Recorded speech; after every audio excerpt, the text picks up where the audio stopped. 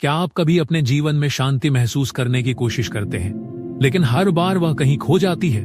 क्या आपका मन अतीत की गलतियों और भविष्य की चिंता में फंसा रहता है? एकहार्ट टोले की किताब द पावर ऑफ नाउ आपको यही सिखाती है कि शांति और सच्चे सुख का रास्ता कहीं और नहीं, बल्कि वर्तमान क्षण में है।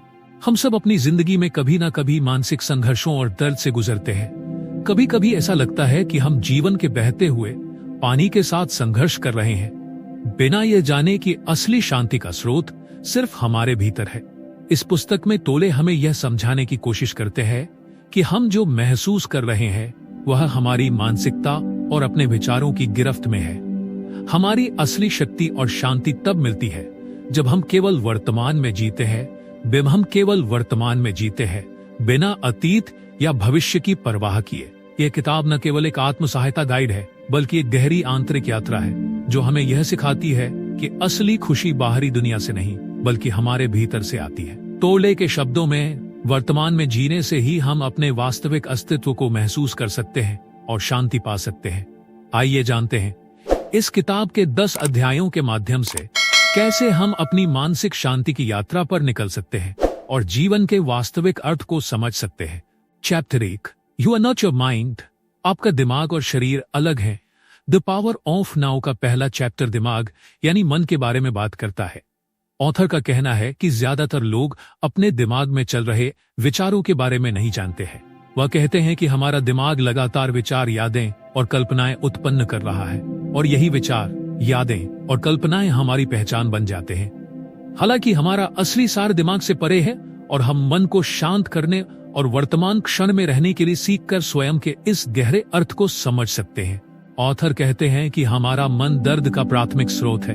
अगर हम अपने अहंकार को हावी होने देते हैं तो हमें और ज्यादा दर्द होगा। हमारा दिमाग यादें संजोकर रखता है और यही यादें हैं जो दर्द देती हैं। यादों पर फोकस करने से न सिर्फ गुजरे हुए कल के बारे में चिंता होती है, बल्कि आने वाले कल के बारे में और अधिक चिंता होती है। अक्सर हमारे दिमाग में नकारात्मक यादें रह जाती हैं और यही हमें वर्तमान में जीने से रोकती हैं। लेकिन यादों पर हमारा किसी तरह का कोई कंट्रोल नहीं है। हमारा कंट्रोल केवल वर्तमान पर है। हमारी यादों या भविष्य की घटनाओं पर हमारा किसी प्रकार का कोई नियंत्रण नहीं है। अपने आप को अपने दिमाग से अलग कर ले, क्योंकि इससे आपको दर्द होता है। अपने शरीर पर ध्यान दे, क्योंकि यह समझता है कि आपके लिए सबसे अच्छा क्या है। नतीजतन आप अपने शरीर पर ध्यान केंद्रित करके अपने जीवन के महत्वपूर्ण कारकों के बारे में बहुत कुछ सीख सकते हैं। Chapter 2, consciousness, the way out of pain. चेतना, दर्द से बाहर का रास्ता। इस चैप्टर में ऑथर ने चेतना के बारे में बात की है और बताया है कि कैसे ये हमें दर्द और पीड़ा के चक्र से बचने में मदद कर सकता है, जो अक्सर मन के कारण होता है।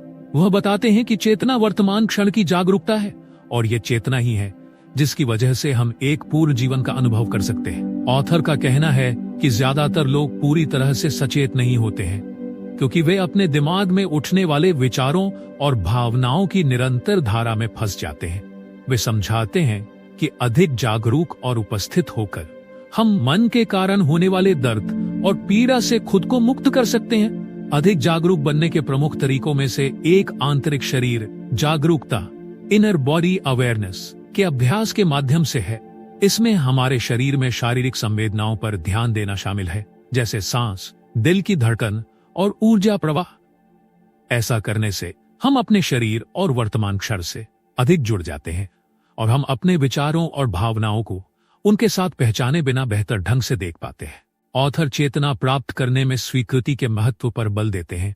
अपने विचारों और भावनाओं का विरोध करने या उनसे लड़ने के बजाय हम उन्हें वैसे ही स्वीकार करना सीख सकते हैं जैसे वे हैं, और बिना किसी निर्णय के उनका पालन करते हैं। यह हमें अपने और अपने भीतर की दुनिया की गहरी समझ हासिल करने में मदद करता है। Chapter 3, moving deeply into the now, वर्तमान में जियो।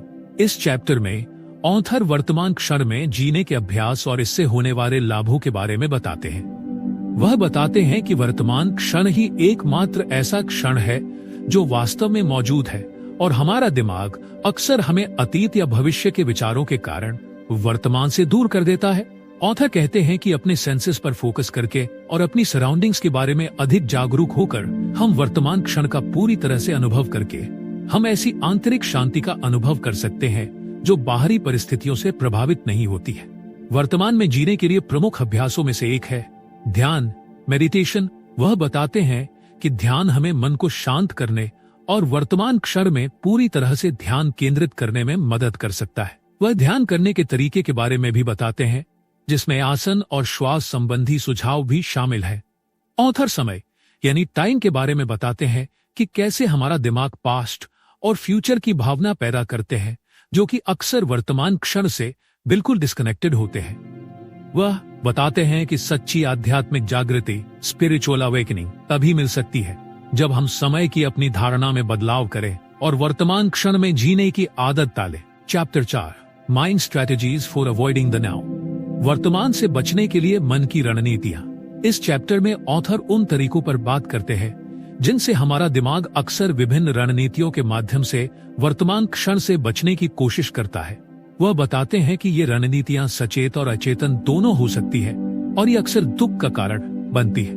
मन जिन प्राथमिक तरीकों से वर्तमान क्षण से बचता है, उनमें से एक है अत्यधिक सोच। ऑथर बताते हैं कि हमारे दिमाग में हमारे जीवन के बारे में कहानियां बनाने की प्रवृत्ति होती है, जो विचलित करने वाली हो सकती है और हमें वर्तमान क्षण से दूर ले जा सकती है। वह पाठकों को प्रोत्साहित करते हैं कि वे अपने सोचने के तरीके के बारे में अधिक जागरूक बने और ध्यान और अन्य अभ्यासों के माध्यम से मन को शांत करने का प्रयास करें। ऑथर वर्तमान क्षण से बचने के लिए मन की अन्य रणनीतियों पर भी चर्चा करते हैं, जैसे अत्यधिक चिंता और अधिक की इच्छा। वह बताते हैं कि ये रणनीतियां अक्सर कमी या अपर्याप्तता की भावना को दर्शाती है और अधिक उपस्थित और सचेत होकर हम इन नकारात्मक सोच पर काबू पा सकते हैं। पूरे चैप्टर में ऑथर मन की इन रणनीतियों के बारे में जागरूक होने और उन पर काबू पाने के लिए प्रोत्साहित करते हैं। वह बताते हैं कि ऐसा करने से हम अपने जीवन में अधिक शांति, खुशी और पूर्णता का अनुभव कर सकते हैं। Chapter 5, the state of presence, उपस्थिति की स्थिति। इस चैप्टर में ऑथर ने उपस्थिति की स्थिति, स्टेट ऑफ प्रेजेंस और इससे होने वाले फायदे के बारे में बात की है। वह बताते हैं कि उपस्थित होने का अर्थ है बिना किसी निर्णय या प्रतिरोध के वर्तमान क्षण के साथ पूरी तरह से जुड़े रहना। वह कहते हैं कि उपस्थिति की अवस्था कोई ऐसी चीज नहीं है जिसे प्रयास या इच्छा शक्ति के माध्यम से प्राप्त किया जा सकता है, बल्कि कुछ ऐसा है जो स्वाभाविक रूप से उत्पन्न होता है जब हम वर्तमान क्षण से पूरी तरह से जुड़े होते हैं। वह पाठकों को वर्तमान क्षण को नियंत्रित करने या हेरफेर किए बिना उसके साथ रहने की सलाह देते हैं। उपस्थिति की स्थिति को विकसित करने के लिए ऑथर हमें अपनी सांस पर ध्यान केंद्रित करने, अपने शरीर के बारे में अधिक जागरूक होने और बिना निर्णय के अपने विचारों को देखने का अभ्यास करने के लिए प्रोत्साहित करते हैं। ऑथर वर्तमान क्षण को बदलने या विरोध करने की बजाय उसे स्वीकार करने के महत्व पर बल देते हैं। वह समझाते हैं कि वर्तमान क्षण को स्वीकार करके हम आंतरिक शांति और संतोष की भावना का लाभ उठा सकते हैं, जो बाहरी परिस्थितियों से प्रभावित नहीं होता है। चैप्टर 6, द इनर बॉडी, भीतरी शरीर, the power of now summary इन हिंदी के इस चैप्टर में ऑथर बताते हैं कि हमारी इनर बॉडी के अंदर एक सूक्ष्म ऊर्जा क्षेत्र, सटल एनर्जी फील्ड है, जो हमारी फिजिकल बॉडी के अंदर मौजूद है। वह कहते हैं कि आंतरिक शरीर, इनर बॉडी के बारे में अधिक जागरूक होने से हम उपस्थिति यानी प्रेजेंस की गहरी भावना विकसित कर सकते हैं और अपने वास्तविक स्वरूप से जुड़ सकते हैं। ऑथर शरीर के विभिन्न हिस्सों पर ध्यान केंद्रित करने और शरीर स्कैनिंग का अभ्यास करने सहित आंतरिक शरीर तक पहुंचने के लिए कई तकनीकें बताते हैं। वह पाठकों को दैनिक गतिविधियों जैसे चलने, सांस लेने और खाने के दौरान आंतरिक शरीर में जागरूकता लाने के लिए कहते हैं। पूरे चैप्टर में ऑथर आंतरिक शरीर के माध्यम से वर्तमान क्षण में खुद को ग्राउंडेड रखने के महत्व पर जोर देते हैं। वह बताते हैं कि आंतरिक शरीर एक एंकर के रूप में काम कर सकता है, जो चुनौतीपूर्ण या तनावपूर्ण स्थितियों के बीच भी हमें वर्तमान क्षण से जोड़े रखता है। Chapter 7, portals into the unmanifested, चेतना, दर्द से बाहर का रास्ता। इस चैप्टर में ऑथर कहते हैं कि प्रकृति, नेचर, कला, आर्ट, संगीत, म्यूजिक इत्यादि कुछ ऐसी चीजें हैं जो हमें शुद्ध चेतना, प्योर कॉन्शियसनेस की स्टेज तक जा सकती हैं। चेतना को सामने लाकर हम अपने आप को अनकॉन्शियस के बोझ से मुक्त कर सकते हैं। पहला कदम उन तरीकों को पहचानना और स्वीकार करना है जिनसे हमारे भीतर असंतोष और तनाव जैसी नकारात्मक भावनाएं प्रकट होती हैं। अपनी अचेतनता पर प्रकाश डालकर हम उसे भंग कर सकते हैं और अपनी उपस्थिति का प्रकाश फैला सकते हैं। सामान्य अचेतनता की सर्वव्यापकता को देखते हुए उसकी पहचान करना थोड़ा कठिन लग सकता है, लेकिन आत्मनिरीक्षण की आदत विकसित करके और अपनी मानसिक और भावनात्मक स्थिति की निगरानी करके इस पर काबू पाया जा सकता है। खुद से रेलेवेंट सवाल पूछे, जैसे क्या मैं इस समय सहज हूँ, या अभी मेरे अंदर क्या हो रहा है, और अंदर ध्यान केंद्रित करें। ऑथर कहते हैं, अगर हम अपनी आंतरिक दुनिया को प्राथमिकता देते हैं तो हमारी बाहरी दुनिया स्वाभाविक रूप से ठीक हो जाएगी। चैप्टर 8 एनलाइटेंड रिलेशनशिप्स, प्रबुद्ध रिश्ते। इस चैप्टर में ऑथर ने बताया है कि हम अपने जीवन में अच्छे रिश्तों को बनाए रख सकते हैं। वह कहते हैं कि सच्चा प्यार और आत्मीयता का अनुभव तभी किया जा सकता है जब हम पूरी तरह से मौजूद हों और खुद से और दूसरों से जुड़े हों। ऑथर बताते हैं कि प्रबुद्ध संबंध बनाने के लिए हमें सबसे पहले अपने भीतर मौजूद अनकॉन्शियस पैटर्न्स और डायनामिक्स को, वह कहते हैं कि हमें सेल्फ इंक्वायरी करनी चाहिए और अपने विचारों और भावनाओं का निरीक्षण करना चाहिए, ताकि हम इन पैटर्न से मुक्त होकर अपने रिश्तों में उपस्थिति की भावना पैदा कर सके। ऑथर आगे कहते हैं कि वर्तमान क्षण पर ध्यान केंद्रित करके और अपने और दूसरों के आंतरिक सार से जुड़कर हम ऐसे रिश्तों को विकसित कर सकते हैं जो संघर्ष और ड्रामे से मुक्त हों। प्रबुद्ध संबंधों को विकसित करने के लिए क्षमा का अभ्यास करना, निर्णय के बिना सुनना, लिसनिंग विदाउट जजमेंट और दूसरों को नियंत्रित करने की आवश्यकता को छोड़ देना जरूरी है। Chapter 9 beyond happiness and unhappiness there is peace. सुख और दुख के पार शांति है। The power of now summary के इस चैप्टर में ऑथर ने बताया है कि आंतरिक शांति सुख और दुख से आगे जाकर प्राप्त की जा सकती है। वे कहते हैं कि सुख और दुख अस्थायी अवस्थाएं हैं जो आती हैं और चली जाती हैं, लेकिन आंतरिक शांति एक निरंतर उपस्थिति है जो इन अवस्थाओं से आगे निकलकर मिलती है। ऑथर बताते हैं कि सच्ची आंतरिक शांति केवल पूरी तरह से मौजूद रहने और वर्तमान क्षण को स्वीकार करने से ही प्राप्त की जा सकती है, चाहे उसकी परिस्थितियां कुछ भी हो।